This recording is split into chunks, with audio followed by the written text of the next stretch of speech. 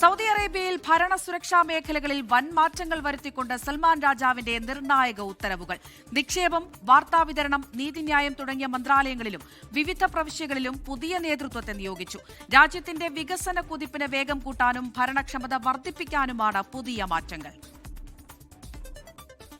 Saudi അറേബ്യയുടെ പുതിയ നിക്ഷേപ മന്ത്രിയായി ഫഹദ് ബിൻ അബ്ദുൽ ജലീൽ അൽ സൈഫിനെ നിയമിച്ചു. നിലവിലെ മന്ത്രി ഖാലിദ് അൽ ഫാലിഹിനെ മന്ത്രിസഭയിൽ സ്റ്റേറ്റ് മിനിസ്റ്ററാക്കി. നീതിന്യായ മേഖലയിലും സുപ്രധാന മാറ്റമുണ്ട്. Doctor Khalid bin Muhammad al യൂസുഫാണ് പുതിയ attorney general. Sheikh doctor Ali bin Ahmed al Ohaid board of grievances പ്രസിഡന്റായും ചുമതലയേൽക്കും. ജനറൽ ഇൻവെസ്റ്റിഗേഷൻ അഥവാ മബാഹിത്ത് വിഭാഗത്തിന്റെ തലവനായി ഫൈഹാൻ ബിൻ ഫഹദ് അൽ സഹിലിയെ നിയമിച്ചു. റോയൽ ഗാർഡ് വൈസ് പ്രസിഡന്റായി ഖാലിദ് ബിൻ മുഹമ്മദ് അൽ ദുവൈബിക്ക് സ്ഥാനക്കയറ്റം നൽകി. തായിഫ് ഗവർണറായി ഫവാസ് ബിൻ സുൽത്താൻ രാജകുമാരനെയും ദിരിയ ഗവർണറായി റാഖൻ ബിൻ സൽമാൻ രാജകുമാരനെയും നിയോഗിച്ചു.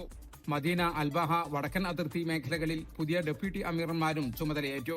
വാർത്താ വിതരണ ഡെപ്യൂട്ടി മന്ത്രിയായി ഡോക്ടർ അബ്ദുള്ള അൽ മഖ്ദൂത്തിനെയും ടൂറിസം ഡെപ്യൂട്ടി മന്ത്രിയായി അബ്ദുൽ മൊഹ്സിൻ അൽ മസീദിനെയും നിയമിച്ചു. പ്രിൻസസ് ഹൈഫ ബിൻത് മുഹമ്മദ് ഇനി മന്ത്രിസഭാ സെക്രട്ടേറിയറ്റിൽ ഉപദേശകയായി പ്രവർത്തിക്കും. നാഷണൽ ഡെവലപ്മെന്റ് ഫണ്ട്, പൊതുഗതാഗത അതോറിറ്റി എന്നിവിടങ്ങളിലും പുതിയ ഗവർണർമാരെ നിയമിച്ചു. ഭരണകൂടത്തിന്റെ വിവിധ തലങ്ങളിൽ പുതിയ കഴിവും ഊർജവും എത്തിക്കുക എന്ന ലക്ഷ്യത്തോടെയാണ് രാജകീയ വിജ്ഞാപനം. ജലീൽ കണ്ണമംഗലം, 24 ജിദ്ദ. ലോകത്തെവിടെയായാലും ഏത് സമയത്തും 24 വാർത്തകളും ഓഗ്മെന്റഡ് റിയാലിറ്റി പാക്കേജുകളും എക്സ്പ്ലെയിനറുകളും വിശദമായി കാണാൻ ഞങ്ങളുടെ യൂട്യൂബ് ചാനൽ നിങ്ങൾക്ക് സബ്സ്ക്രൈബ് ചെയ്യാം.